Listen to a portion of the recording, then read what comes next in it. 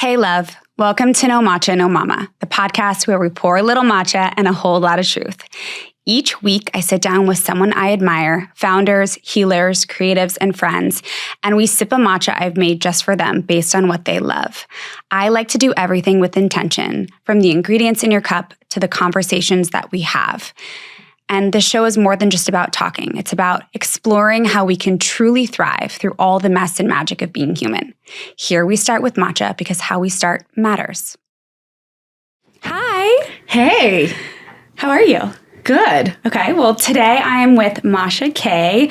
She's a nervous system and breathwork coach who helps people move from a survival mode into a place of safety, connection, and thriving. And after leaving, I think, your fast-paced finance job, you dedicated your work to helping people in these situations, which is incredible. Thank you. I'm so happy you're here. Welcome. Thank you. I'm so excited to be here. And I made a matcha lemonade, which I've never made before. I made it this morning for the first time, and incredible. You think? I actually think it's incredible. I really do. And I say that because, so the girl that makes my matcha in the morning, she's like, Masha, you would love a matcha lemonade. And I was like, yeah, I should make it. And I never have. I've been waiting to try this drink forever. It lives up to the hype. It's perfect. It is super, super simple. I literally made like a lemon syrup with honey. Okay. And then so it's matcha, this like lemon syrup concoction, and sparkling water. Oh, I was going to say, I'm like, I didn't even see lemonade. Yeah, it was the syrup. It's so good. Do you like it? What's your favorite? This might be my new favorite, like refreshing matcha. I drink a regular matcha latte every morning because it's my ritual. So it's just like coconut cashew milk, collagen, stevia, cinnamon, that sounds good, and matcha. Ooh, coconut cashew. I should try that. I make it from scratch. And an almond cow. It's not that. Okay. No. Still, that's so impressive. It's a machine. Okay. No, I've heard of it. Okay, you'll have to tell me how to do that. That sounds delicious. Yeah. That sounds delicious, yeah. I wanted to ask, so matcha is my ritual, obviously. No matcha, no mama. What is your ritual first thing in the morning? So I had this feeling that you would ask that. And the reason I kept thinking about it is because for the longest time, matcha really was my ritual. It's kind of like how it was my little like gateway drug into this world of like, I wanted to get healthy. It started with physical health. And for whatever reason, I was like, let me change my coffee to matcha. And I started making it at home like years ago. So it was like such a big part of my ritual. But then I stopped making it at home once I had Chloe, Why? once I had a baby. I just fell out of the routine. Oh, okay. And it was just like, it was so chaotic. No, it wasn't even chaotic. I think I was just so in that newborn bubble that I was like not stepping away from her for a minute. And I was just What were you drinking for caffeine then? I was still having, so my husband was going out and getting me the matcha drink that I was obsessed with. He wouldn't make it for you? So I had this place, oh my gosh, this is like such a long-winded story. I'm so sorry. But right before I gave birth to my daughter, we had all these crazy things happen in our house, like where we had to like redo all the bathrooms and the floors. And it was just like one thing after another. And the kitchen was kind of like, I couldn't use the kitchen. So I started going to this place near our house for matcha and I loved it. And they're wonderful. They're all organic and it's a gluten-free place, bakery. And I just got into the ritual of going to them to get it. Okay, so that became like your new ritual? That became my new ritual. And then my husband was getting it for me during those like newborn days. Mm-hmm. And then it kind of took on its own significance. So funny enough, like these days, my ritual has been getting out of the house, getting a matcha from this place, and then going to the beach. Oh, beautiful. Which is close to my house. Okay, well, that makes it easier. That makes that I still have something meaningful in it. Yeah. Yeah, going to the beach is very grounding, and it's nice being outside and in nature. The beach is like my... Yeah, I feel you. I love everything. The beach. I love the beach so much. I might start making it home. You really inspired me just watching you just now. I was like, wait a second. Why haven't I been doing it? It's so much better at home. I use Peak Tea. Their matcha is my favorite, the Sun Goddess matcha. Have you heard of Peak? Yes. Okay. I have. I think I tried it for a bit. They're the little packets, right? No, they also have the tins. So I have both. Oh. So you have they have the tins, and then the matcha packets are also great. Those are great for travel. I use those on the go. But yes. Okay, I might come back to it. Yeah. I need to. And where are you from? I don't know that much about you because I found you on Instagram. I know. Started a conversation. I know. It's really organic. I know. So where am I from? So I'm from New York. Okay. So I was actually born in Russia, immigrated when I was young. Oh, you were when born I was in like Russia? 7. Yeah. Wow, cool. Yeah, so I immigrated when I was 7. Do you remember that at all, living there? A little bit. I remember it a little bit. I I have really kind of like fond memories of it. I'm not one of those people who has a ton of childhood memories. Like I have like moments here and there. You. Yeah. But I do remember moving here, and that was kind of like, I think that was years later, I realized it was probably a little traumatic. So I'm kind of like, a lot of my work and healing around even the nervous system was like kind of interesting, rooted from that experience. Yeah, like realizing the impact of that. Because for the longest time, I was like, no, I don't have any traumatic memories. Like nothing that hard happened. I remember one time a functional doctor, was like, didn't you immigrate here when you were 7? I'm like, yeah. And he's like, that probably was tough. And it like clicked for me. I'm like, wait, I think that was tough. And I think I kind of blocked it out. Wow. Yeah. So yeah, I immigrated here, and then I grew up in New York and moved to LA in like 2019, and then San Diego in 2021. Wait, I want to ask you more about that because that's fascinating. Yeah. So what do you think, I mean, we can also get to this, but I was curious, like from those experiences, what are you open to sharing what some of the traumas were and how you're working through them? Yeah. Totally. And you know what? I think this it's an interesting part of this conversation. Like eventually when we get to my work, it's kind of part of the conversation that it's like, I used to think trauma was like big T trauma, right? The big things that everyone thinks about when you hear the word trauma.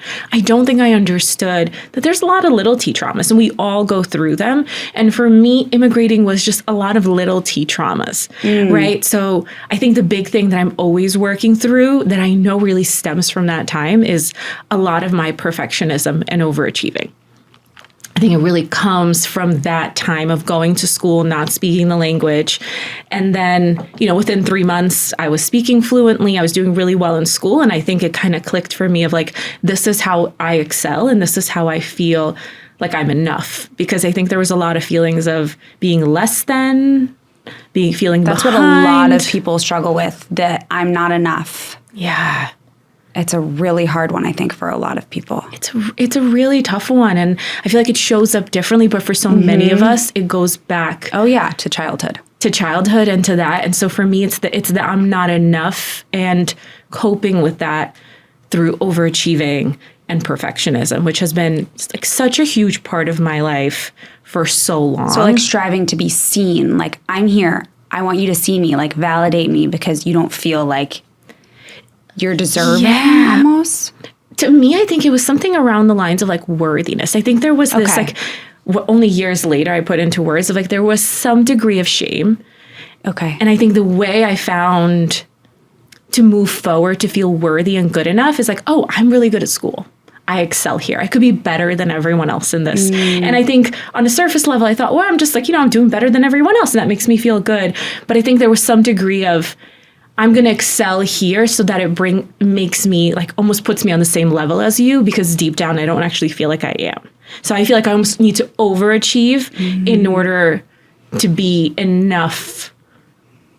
There was some degree of that. So for me, it was like this combination of like, that's the trauma, but I think the way of coping with it was overachieving, perfectionism, and then also just being able to kind of just like block things out. Like I said, I didn't even realize that this could be traumatic until years later. A functional medicine doctor was just like, hey, did you ever consider that this might be connected to some, gut issue, like some stuff we're talking about here?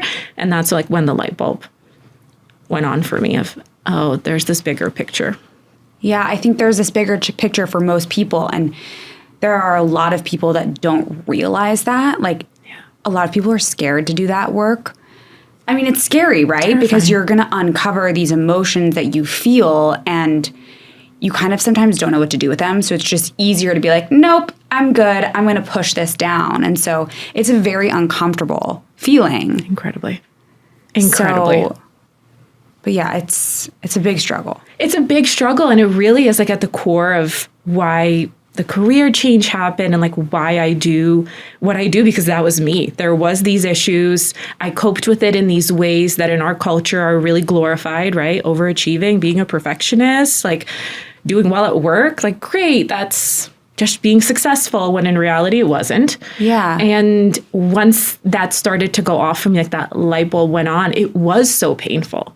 And there was this like, I always joke, like I went through a quarter life crisis where I was like, wait a second. I didn't see that.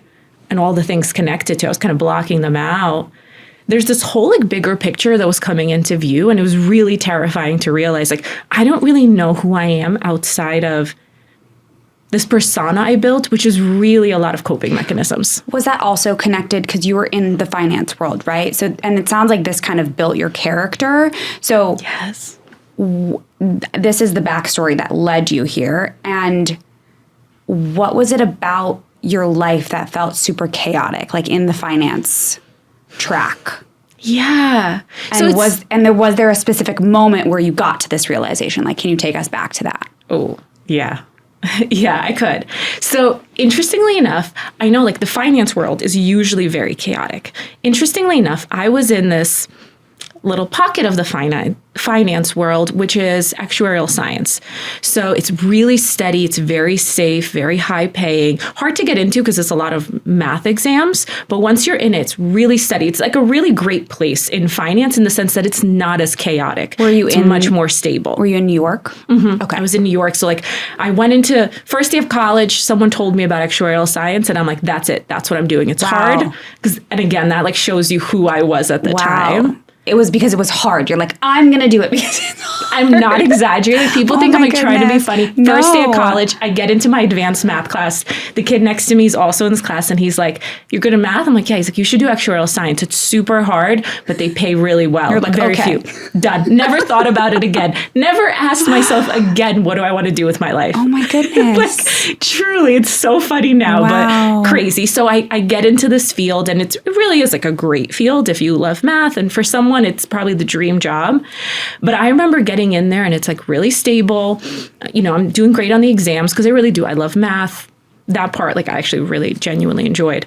And then everyone around me starts talking about like, you know, this was a company where people stayed for like 25 years. Wonderful company, wonderful people. Everyone's like, hey, I can't wait. Like, I'm going to retire here. I'm going to celebrate my 25 years here and my 401k. And I just remember like sitting there and being like, wait, you guys like you're for real? Like you're excited about that? Like you just want to be here and like this is really what you want and you're really excited about that? And just being like, they have to be like pretending. They can't genuinely feel this way because I don't feel this way. Like the idea of being here in 25 years sounds terrifying to me. Like that sounds like what did I accomplish with my life? And I realized no one else felt that way. And so it was just like, something started going off for me of like, wait a second, why do I feel so differently? Like these people are genuinely interested in this. I'm not. I just did this because it was hard and because it was impressive and because it would give me stability. And I'm just like kind of just feeling like, what am I doing here? All these people are thinking so differently than me. And what's wrong with me for not liking it? Because it wasn't chaotic. It was really stable. The people were really great. Like there wasn't something I could point to. A lot of finance world is just like, crazy. That's why I thought. So I wasn't sure. So that's fascinating that it wasn't anything like that. It wasn't anything like that, which made it all the more confusing of why do I feel this way? So I keep having these moments of everyone's so excited talking about their 401k and this and that. And I'm kind of just like, I don't think I want to be here. And actually around the same time, I was involved in a car accident. So I was with our friends. We were all in the car. I was in the back seat and someone was texting, blew a stop sign, like kind of T-boned us. And the car flipped 2 times. Oh no. Who were you in the car with? My now husband and a bunch of our friends. We were driving to a party. So no one had drank yet. Like nothing had happened yet. We were like 8 p.m. We were driving to a party like on a really quiet street. And this happens, the car flips, and I remember the car flipping, like in slow motion and being like, okay, I'm going to die. Were you hurt? It landed on the wheels, and we all walked out with like, I just had a bloody nose. I spent a few hours in the hospital, I just had a bloody nose. And the police came, and they're like, guys, this is a miracle. Like, you really need to think about your lives right now, because we don't get to experience like it being this good. You know, everyone walked out, everyone is good, and we get to like send everyone home. It doesn't work that way. And so I know it doesn't work that way, you know, and they're like, you should really take a moment to process this. And I remember I took like a day or 2 off of work and everyone was so sweet and they were sending flowers. And I just remember thinking over and over of like, had I died, that would have been my life. Like I was in actuarial science. I didn't really care what I was doing. Like, I don't know, something about that like really freaked me out of like, oh, that could have been it. Wow. And what was I doing? And it wasn't that the job was bad. It was just like, this isn't me. And I don't know who me is. So that was like the severe event that kind of like and knocked then it was you on your butt. And then it was just like a what? year of being at this job and being like, something is off. And the big question for me was like, okay, I went into this job probably for the wrong reason, right? It gave me stability. It's not because I was genuinely interested in it. But the scarier question was, okay, but if not this, then what? I don't know who I am. I don't know what I'm interested in. All I knew was getting straight A's. That was my obsession in college, getting this job. That was it. Mm-hmm. So it was just this terrifying of like, yeah, okay, but if I don't like this, I don't know what else I could do. So how did you figure it out? It was definitely a long journey. It was years. I stayed at that job for probably another year or two. Oh, okay. And during that time, I was like, okay, I don't know who I am, so I'm just going to start at basics. I was also having some health issues, like some gut issues that I've had since childhood, which I now know is probably connected to all the trauma and everything that happened there. So I was like, okay, I'm going to start with physical health and just like really basic things of just like working out a little more and just drinking more water. And then it went into like what I'm eating. And so then that physical health went into, okay, my mental health, how I'm thinking, and that kind of slowly morphed into emotional health. And there was just like this very organic progression of just like taking care of myself on a higher level and just like still having that nerdy side of me of wanting to learn more about it, slowly feeling better. And as I started to feel better, it helped me just reconnect with myself. And that was like when I discovered, I'm like, what can I do in the morning? I'm going to make myself matcha. That was like one of my very first rituals. I made matcha and then I would go for a walk and then I started exercising. And so it was just like this slow journey of taking care of myself and getting to know myself. And as it morphed into more of the mental health space and the emotional health and then even spiritual health, that's where I started being like, wait, who am I? And what am I here to do? And what is the role of purpose? Exactly. You took the words out of my mouth of purpose. Like what part does that play in my life? I remember being in college and being like, oh my gosh, all these kids want to like their jobs and have purpose. That's so silly. Like I remember thinking it was silly. And again, that's probably my protective mechanism, of course, for being an immigrant and having to be like very serious, right? And not having a lot of safety nets. In order to feel enough. In order to feel like I'm enough. But it's just so interesting that for the longest time, like that's silly. That's beneath me. And then being like, no, that's everything. That's everything. And I was missing it. That's what, I mean, I feel like I've wanted to find my purpose for a long time. I think I'm finding it. But I think that that's something that when you're younger, you don't really realize. You kind of think that you need to go to college and just get a job and make money. Like, I don't know that it was enforced in our generation necessarily from our parents that like, let's find your purpose. Like, what do you want to do with your life? What do you really want to do with your life? Like, what do you think would be meaningful? How would that make you feel? Knowing that, I think we'll parent our kids very differently, knowing that we want purpose, that way that they can feel that too. But I don't feel like it's been stressed enough. And I feel like so many people are just in their jobs just to be in a job. Yeah. And it's really sad because you just work all day and you don't feel good about it and you hate yourself and you hate your job, and we're supposed to feel like love ourselves and take care of ourselves and feel good in this life. Like what's the point of life if you just feel like crap all the time? That's exactly it. And it's so interesting because I think so many, because you're so right. I think it's partially generational. Yeah. And it's like, you don't know what you don't know. I think there's so many people that don't even know that it could feel better. Yeah. Like, or realize that they could be finding their purpose. Like a lot of people aren't spiritual in that way. So they're not trying to discover themselves or connecting to themselves and looking to feel better. Like a lot of people are just eating processed foods in America and they don't feel good. And they don't even realize that they don't feel good because they're just operating in this shell of themselves. That's exactly. And like, that's such a great example, the processed food, because you just kind of helped me connect a dot. Like I said, I started with physical health. And I think what kept me going, because I started in such like a basic level, was making these small changes of like eating whole foods and drinking more water. And I remember being like, whoa. You felt better, right? I felt significantly better. And like, no, my gut issues didn't go away. No. But I started to be like, wait a second, maybe things could be different. And I think it started kind of unlocking something in my brain of like, wait a second, maybe you don't have to feel this way.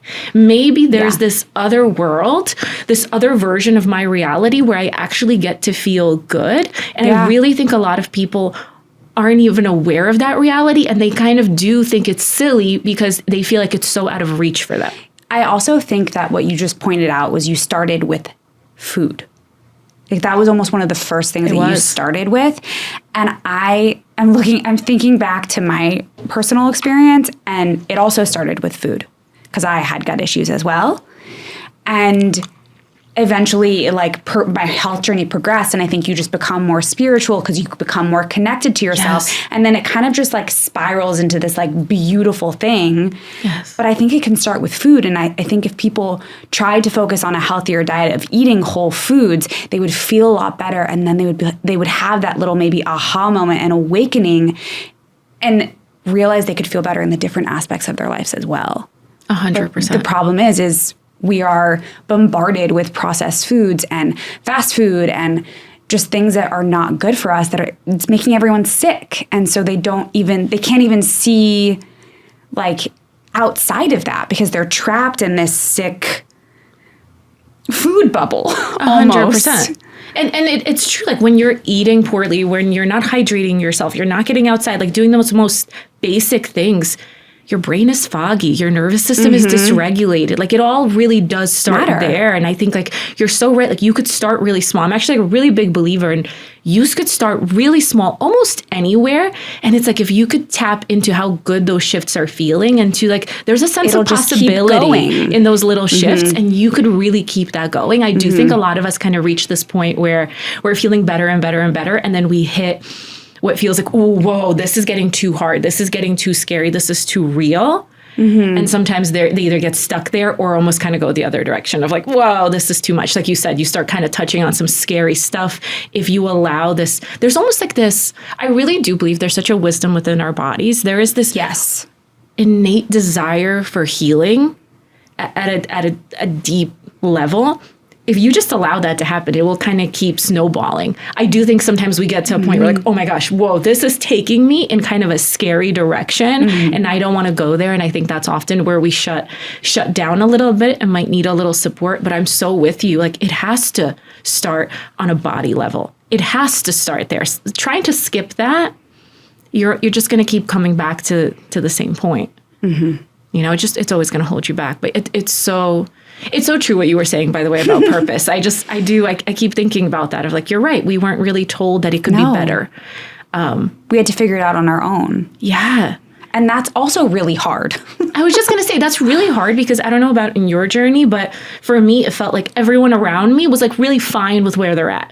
Fine with how they're eating, fine with how their lives are going, fine 100%. With a 9 to 5. But fine. What did you just say? Fine. Exactly. Fine. They were fine. They weren't thriving. They weren't searching for more. That wasn't what it was. I think that it's become more of a thing more recently because health and wellness has become way more mainstream. And so it's like out there more. But like, yeah, fine. Exactly. And you're right. It's like now I see like they were just fine. At the time, I remember when it was just so you scary. You thought that they were doing great. Yeah. Right? I was like, well, why can't I just accept it? Like, why can't I just be like them? Why do I kind of have to be like the black sheep? Because I feel like often like people like you and I who choose paths that like are a little bit different, there's like this moment you kind of feel like the black sheep. You're kind of like, why do I totally can't just be okay with this, you know, like, and then you have to go on your own. And that is so terrifying because you almost need to go feel against. Judged. Yeah. Oh, because you're going against everything that they're doing and everyone's questioning you. And you're like, I shouldn't have to defend myself. I want to feel better. Like, stop giving me a hard time. If I want to cut certain foods out, let me cut them out. It's not your problem. And if it is becoming your problem, I think there's a problem within you that you have to look at yourself for. Like, it's not me eating healthy should not trigger you. 100%. Because it has nothing to do with you. 100%. And that comes up so much. I mean, I stopped drinking a while back. Me too. Oh, that one I find comical. The way people get triggered by you not drinking and feel like ask you to explain yourself. And you're like, I just don't want to drink. What's the problem? It's bad for you. It doesn't make you feel good. Well, isn't it funny that like you're asking me to explain why I'm doing something that's bad for me? Meanwhile, like the question is like, why are you doing it? You know what I mean? If one of us was like doing a hardcore drug, I'd be like, oh, why do you choose to do that? But why is like, am I the one who's, it's just so interesting how it does. It triggers people around us and that could make us feel really lonely. And again, I really do understand why so many people kind of get stuck in their journeys or kind of don't want to move forward, because even things like that, you know, I find that when you start doing all this work, eventually you start cutting down alcohol. That's so scary for people. I have so many conversations with clients, even just about that, really, let alone food and, you know, there's family and culture involved. I get it. It's hard to be the one that chooses to do things differently. Even though, of course, you're choosing a better life for yourself, that doesn't make it any less hard in so many like different points of the journey, you know? Yeah, for sure.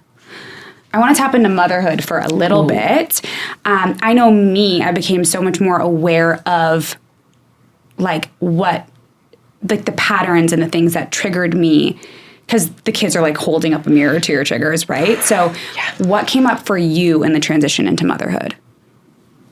This is such a good question, mostly because I'm still like I'm still finding the answer to it. So I'm like a year into motherhood, but I'm still figuring that part out. What came up for me?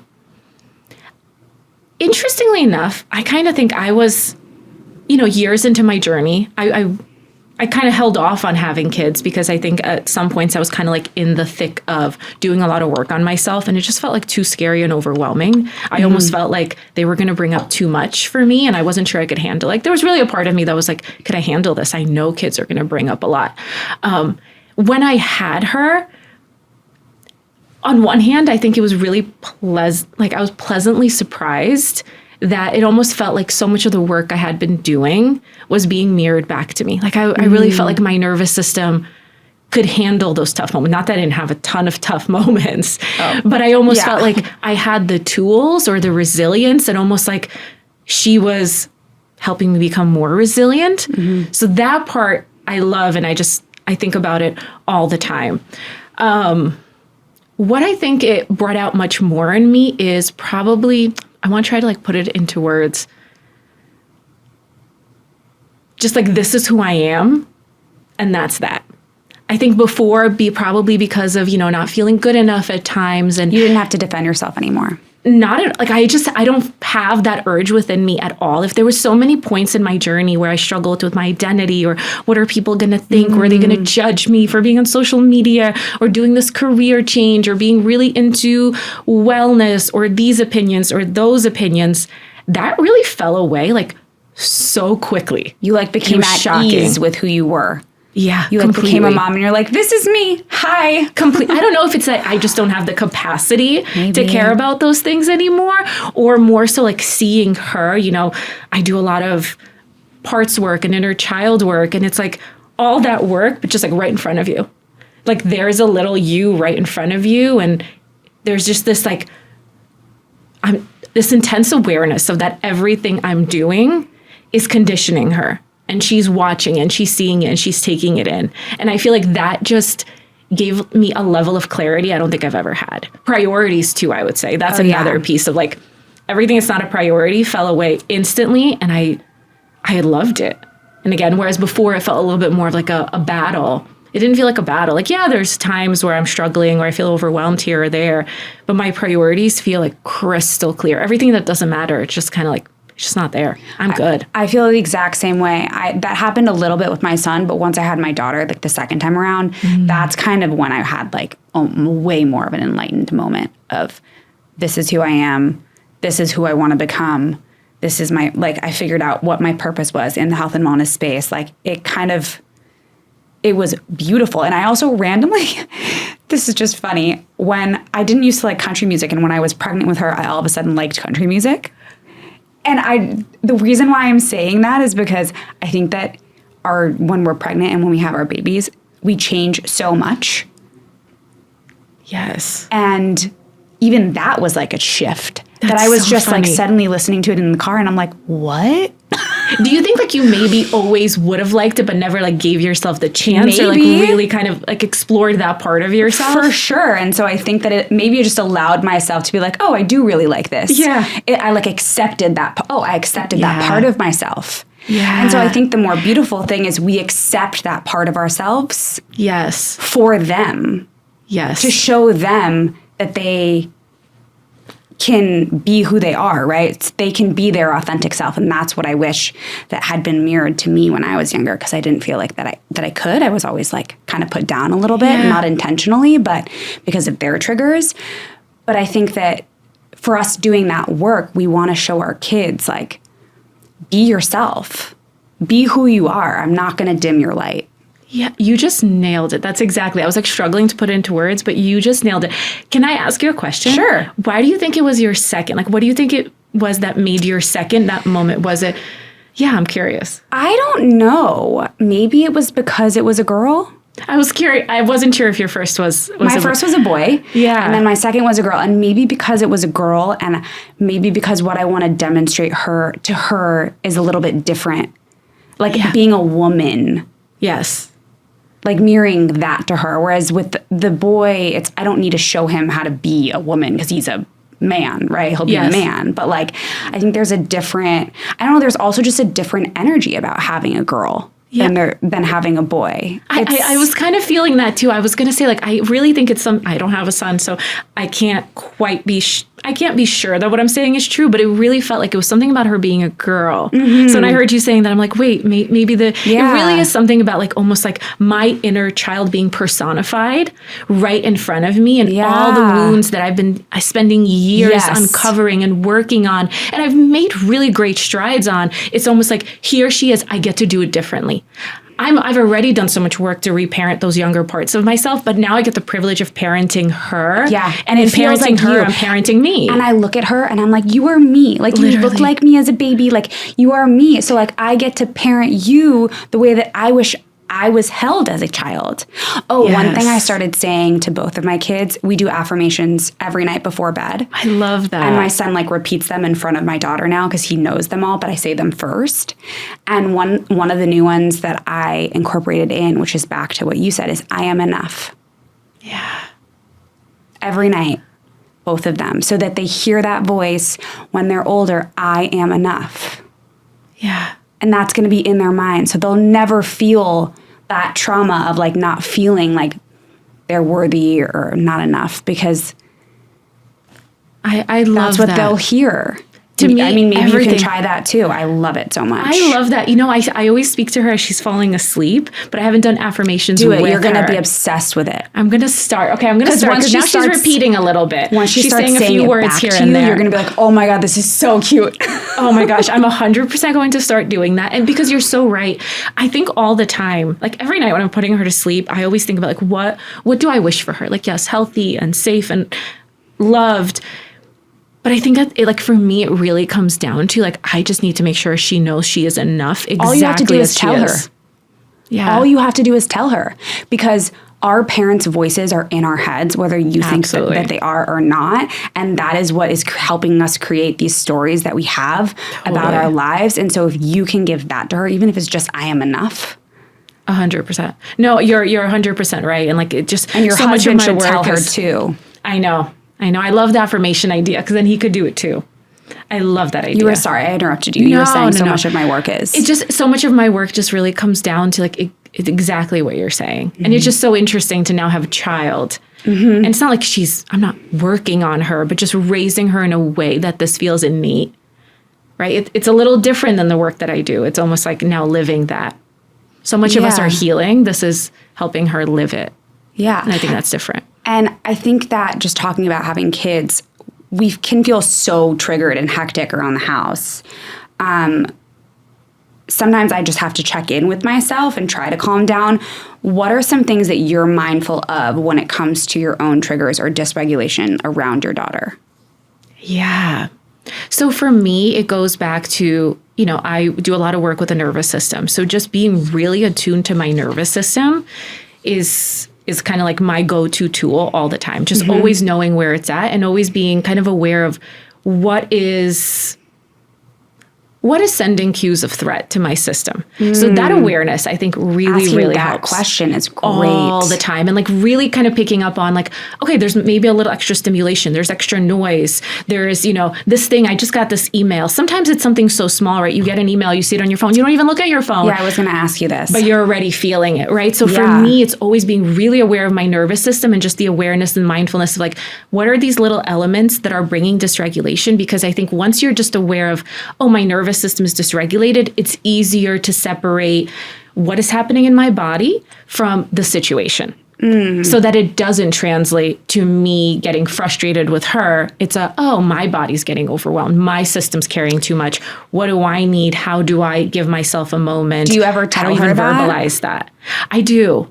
Whenever I'm getting overwhelmed, I really try to just say it out loud. That really helps me too. Of like, oh, I'm feeling myself getting dysregulated. Just so you calling say it out loud. Yeah. That way she understands. Yeah. Wow. And that to me is going to be a really big piece of like, as I told you, she's just touching into the toddlerhood, right? And so there's a little bit of a shift because now I have to start thinking about how I'm talking to her. Before in babyhood, I think it's very, very different. Yeah. But for me, like something that's so foundational to what I teach is where are you in terms of your nervous system on that ladder? And I do a lot of work around relationships. It's the more we can call that out to people, the more it just helps diffuse situations, right? If I'm just saying, hey, I'm feeling a little bit overwhelmed, I have a little tightness in my chest, my nervous system is getting a little activated, that gives the other person information to be like, oh, it's not me. Maybe she's actually needing some support. So you say that to other people too? I try to. I really do. Oh. I think that's a really great tool. I think that is too, because then they understand that because sometimes what happens is I repair afterwards, like I will act out because I'll get triggered and then I'll be a little more rude than usual because something is happening inside of me. Totally. And then I'll have like a little bit of an outburst and then I'll recognize that and I'll say it afterwards, like to repair, be like, I'm really sorry. Like I was feeling overwhelmed. But I think maybe saying it before so that they understand where it's coming from is key. It really makes a big difference. Don't get me wrong. Of course, I still have moments where I have a little outburst and have to repair. But it really helps, even for me to call it out. It kind of gives me the language. Because if it keeps kind of building, right, you keep getting more dysregulated. Little things there's too much stimulation. And then all of a sudden it's like, ah! Exactly. And then the person just asked an innocent question. Now you're snapping. Versus if I was just like verbalizing as I went, that person has more awareness. I've already said it out loud. It's easier for me like, hey, I'm really overwhelmed versus I hadn't said it yet. And I'm like, I'm so overwhelmed. How could you be doing this to me? Right. Because they don't know. They don't know. And I think it also gives them permission to do the same. And I think that's so helpful. Like, again, just learning this in parenthood, but it's overwhelming for everybody. You, your partner, the kids, right? Like, I think we all need permission to be able to be like, hey, I'm feeling overwhelmed. This is too much for me. So maybe that'll teach them to have the voice of when they're feeling frustrated or overwhelmed, instead of throwing a tantrum, I'm overwhelmed. Exactly. And it really helps, the distinction between stress and stressors. Not that you necessarily need to use those words with your kids, but there's a difference. Yeah. Stress is the physiological response of your body. Stressors are a situation that's challenging you. I think we often kind of think they're one and the same. Mm-hmm. But it's actually very separate. I could resolve the stress in my body without resolving the stressor. There might be a conflict happening of disagreement or a conflict between my husband and I might be feeling stress, but I could resolve the stress without necessarily addressing the conflict. And in fact, if I could resolve the stress, I could acknowledge that I'm getting dysregulated. I could help my system get a little bit more grounded. It will help me resolve the conflict. So then the question is how do you get yourself into a more regulated state when you're in that situation?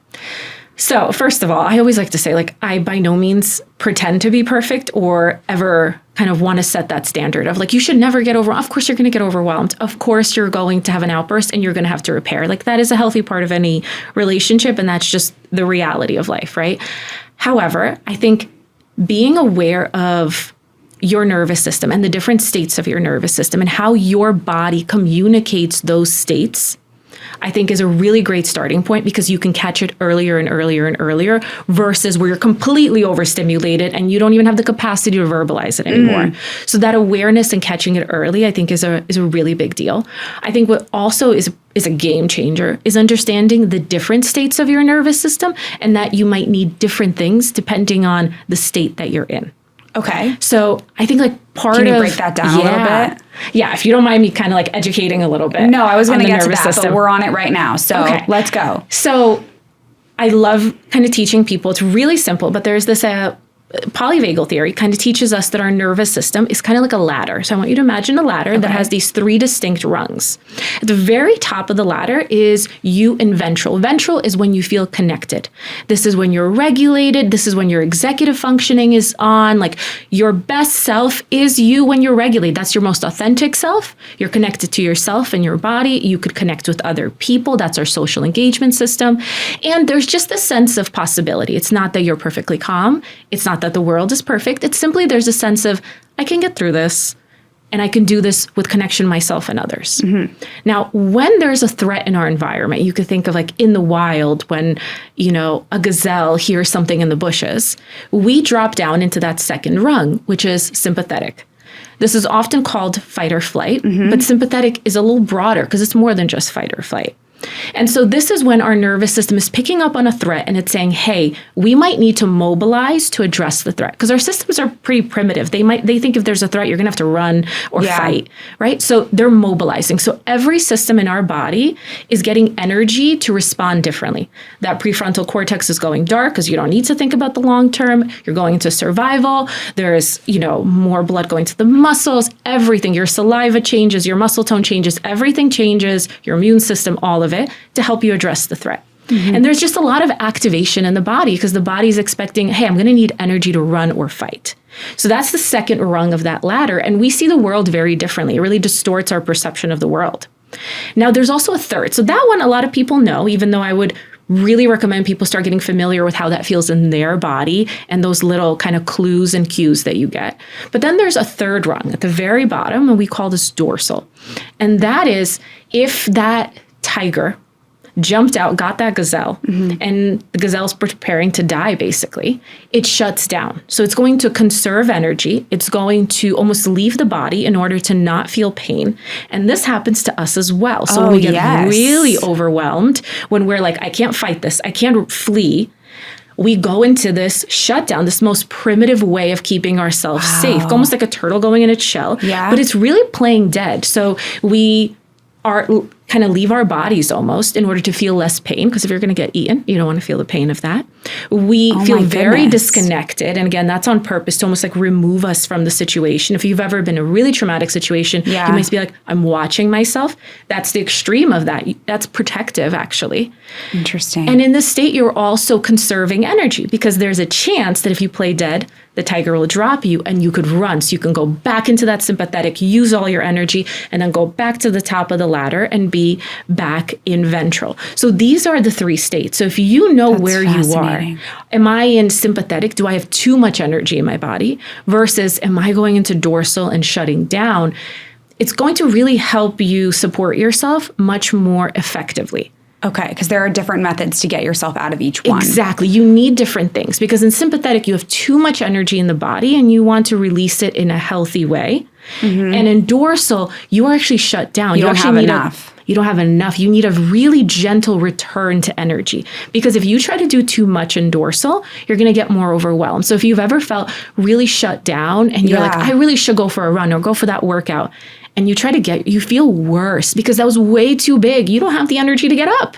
So it has to be something very small in dorsal. Like, can I change my posture? Can I place my hands on my body? Can I take one breath? Can I kind of these like micro movements to just bring us back that don't overwhelm us?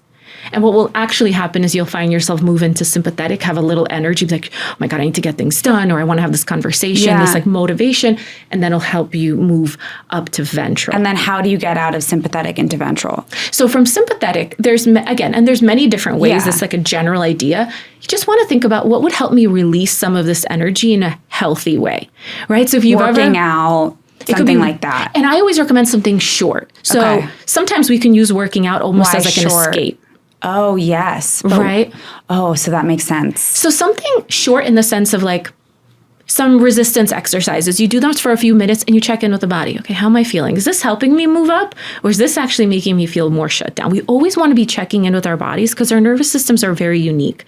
So I kind of have a little bit of a pet peeve when people are like, okay, do this here and do this here. And it's like, that generally might work, but depending on your conditioning, on your experiences, on your traumas, a tool I give you might really not serve you. Right? For example, for some people, breath work is really triggering because of certain experiences they had, medical traumas. There's all sorts of reasons. So although generally breath work, this type of breathing could be great here, or this one could be great here, might not be for everyone. So to me, it's those little small tweaks and then checking in with the body and seeing what's working and what little steps can I do to see, am I moving towards that more regulated ventral state where I could then go address the problem versus run away from the problem. Right? Like a workout could sometimes be like, I'm just going to always work out when I feel overwhelmed, but then it's kind of run like, away from the problem because you don't want to deal with it. Exactly. So It we don't makes want you to feel create better that in the conditioning. moment. It definitely makes you feel better, and there's not totally afterwards. a time and place. But if that becomes the habit, then we're often like running away from actually processing emotions, having hard conversations, making tough decisions. So you don't think that working out helps you process it? I think it could. I just think it's one of those things that it's the intention with which you use the tool, not the tool itself. Okay. Right? Because like for me, sometimes when I work out, I have a lot of thoughts. So like I'm working through it sometimes. And then other times I use it to like forget. And that right there, like you perfectly described it. It's the awareness of how am I using it. If I'm using it, like a really long walk or a jog for me sometimes really helps me process and come up with ideas, beautiful. But if I'm doing it to zone out and then just go back as if nothing happened, there's something there, right? I think any tool, it's like, you can use a hammer to build something, you can use it to destroy. Right. It's just the awareness of what's the intention with which I'm using this tool. And again, that's why I'm such a big proponent of do something, check in. If it's going in the right direction, moving you, wonderful. If it's not, let's try something else. Let's make a small tweak here. But that awareness of your intention and that connection to your body for me is just the most foundational piece. Yes. Yes. How do you think nervous system regulation can help rewrite the story for the next generation so our kids don't carry the same patterns as we did? That is such an important question. I really believe that the number one way we make sure our kids don't carry our wounds forward, right? Because we know that that is true, that trauma gets passed down even genetically, is by us doing our own work and our own healing. When we heal our nervous systems, when we regulate our nervous systems, our kids are instantly feeling the impact of that. Our kids are so attuned to our nervous systems. There's all the things we should be doing, and I think those are important, but you could be doing everything right. But if at the end of the day, your nervous system is consistently overwhelmed, your kids are feeling that. They feel that, right? Like when you're in a room with someone who's really overwhelmed and stressed, they could be the nicest, most generous, the kindest person. You are feeling that energy and it could feel kind of heavy. And your children are designed to be incredibly attuned to the tiniest shift in your mood because their safety depends on you. And so the more regulated your system is, not only will that change how you respond to them in difficult moments, not only will that make you more attuned to them, but it would also help them feel safer. And at the end of the day, the reason I'm such a big proponent of nervous system work is because safety is really the name of the game. It's only when we feel safe. And safety isn't logical. It's an embodied state. It's only when we feel safe that we can grow, that we can change, that we can create our reality. But it only comes from that place of safety because I think so many of us, and I was there, try to create new realities and achieve success from a place of survival. Or fear. And they go hand in hand, right? Because my survival was very much connected to fear. And could it create something pretty on the outside? Sure. But it will never feel like success. It will be this endless chase and you lose yourself in the process. You abandon yourself and it will look like success on the outside. And I think that's how I felt. I felt like my life was looking successful on the outside, but it didn't feel that way on the inside. And that was to me of like, what's happening here? How is it that I'm doing everything right and everyone's so impressed? And I feel worse than ever. Wow. So to me, it's us regulating our nervous systems. And regulating our nervous systems, I think sometimes it gets misunderstood as just like being calm. That's not what it means. Regulating your nervous system is being aware of your nervous system, coming back to yourself, getting curious about where is this coming from, what parts of myself are coming up, what wounds of mine are coming up, and working through those in day-to-day life, like that to me is the real work of nervous system regulation. It's not like this band-aid of like, just be calm all the time. Like calm isn't what we're going after. We're going after regulated. No. And again, it's like, I think the work that I think most of us really want isn't just to be calm. We're doing this work because we want to grow. We want to up level.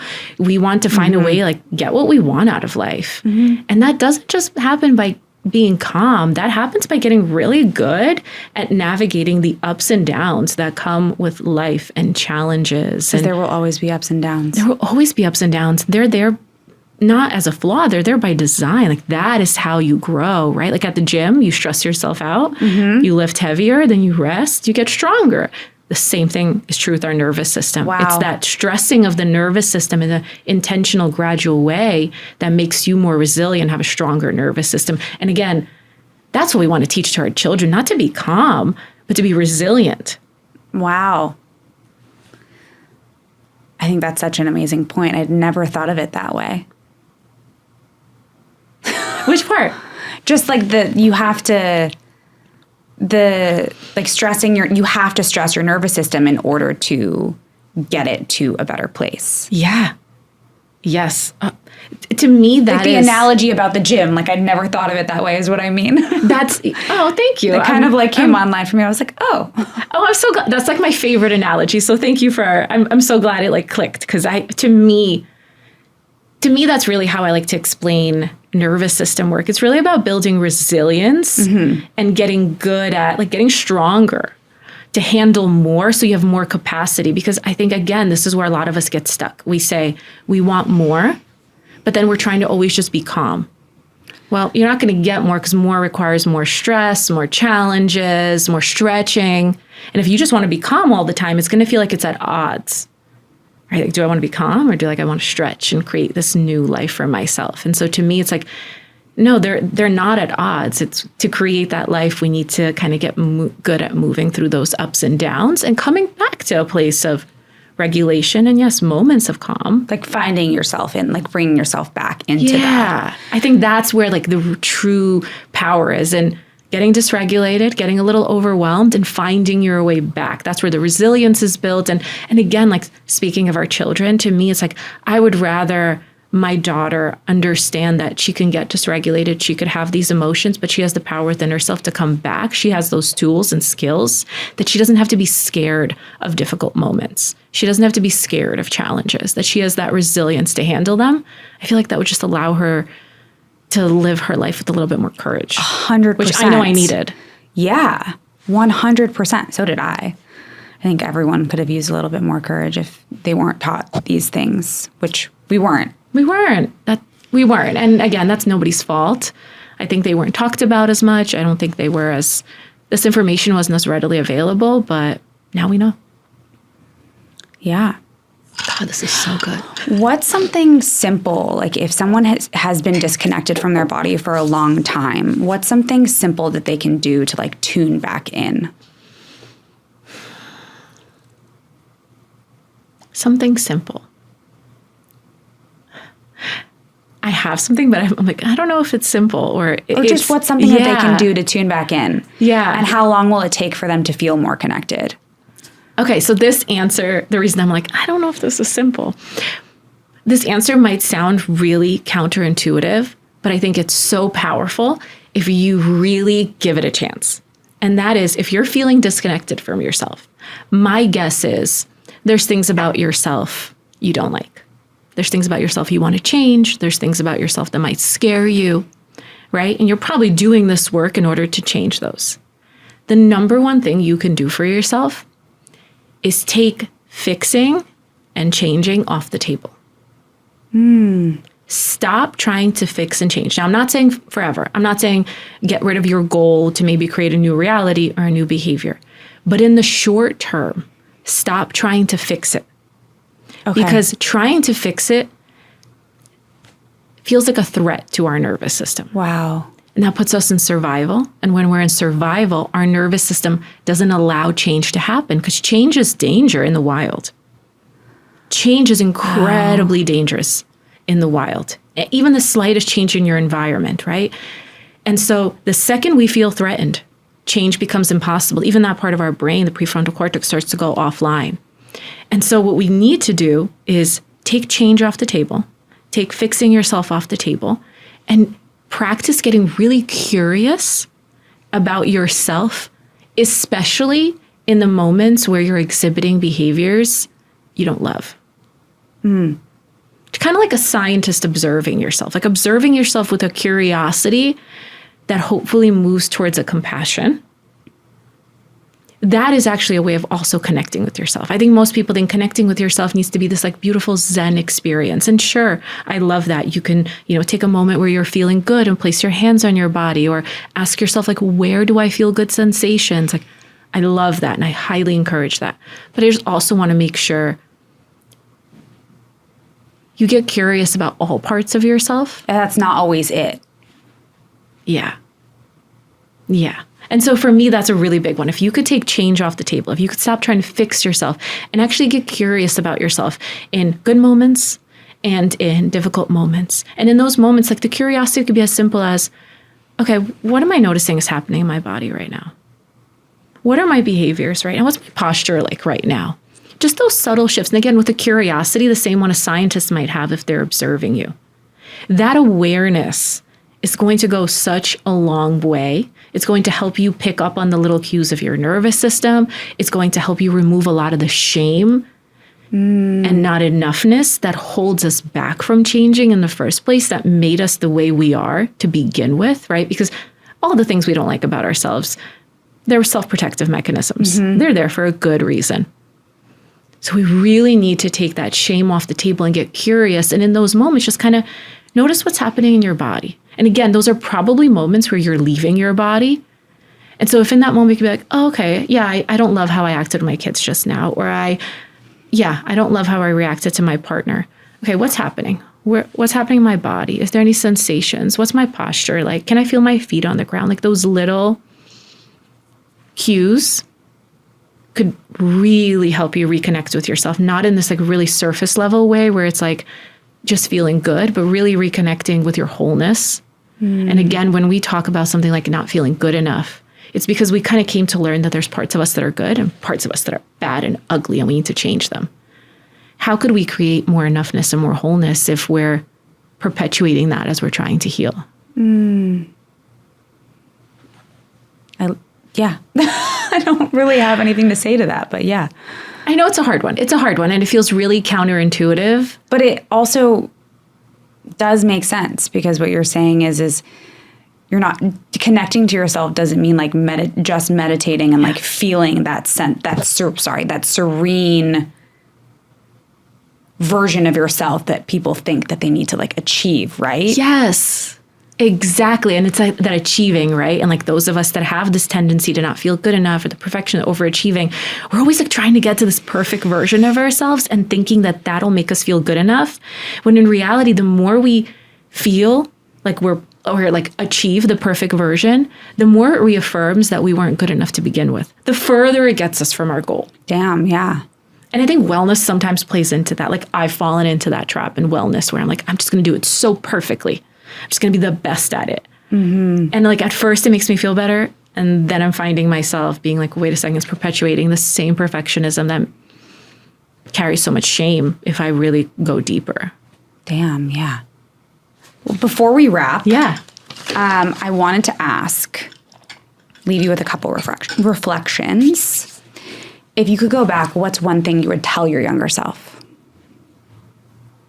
If I can go back, I think I would go back to that version of me that was going through that quarter life crisis and tell her some version of like, take the leap, like do that scary thing.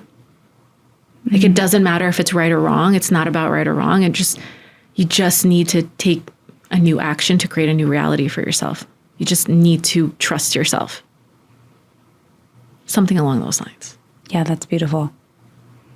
And then looking forward, what's one thing that you hope that your future self thanks you for now? That's such a good question. Wait, okay, give me a second to think about this. Of course. What is one thing I hope my future self thanks me for now? Like something that you're doing? That's such a beautiful question. I hope my future version of me thanks me for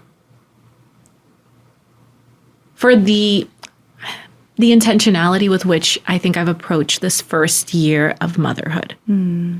I think I took a lot of time off. I think I did a lot of things that were hard for a past version of me with the hope of helping myself settle into motherhood and just making sure I'm doing everything possible to create that healthy, secure attachment for my daughter and that safety for her system. And so, yeah, I hope a future version of me, it's like, yeah, that paid off a million times over.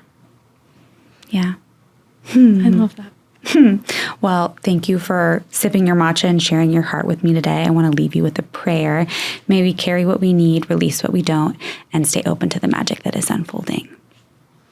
That's so beautiful. Thank you so much. This was so wonderful. It was. Thank you for being here. You have such good questions. Though your motherhood questions definitely are going to be like moving through my mind all day. Couple of things give you something to think about. Yeah, I love that. Thank you so much for having me. This was so delicious, but this was also so fun. It was. Thanks for listening to No Matcha, No Mama. If you loved the episode, share with a friend, leave a review, or come say hi on Instagram. My handle is @DinaDL. If you would like to connect with my guest, you can find her on Instagram @Masha Kay, or if you would like to work with her, she has a 6-month recalibration method, and you can find all of that on her Instagram too. And remember, thriving takes intention. See you next time.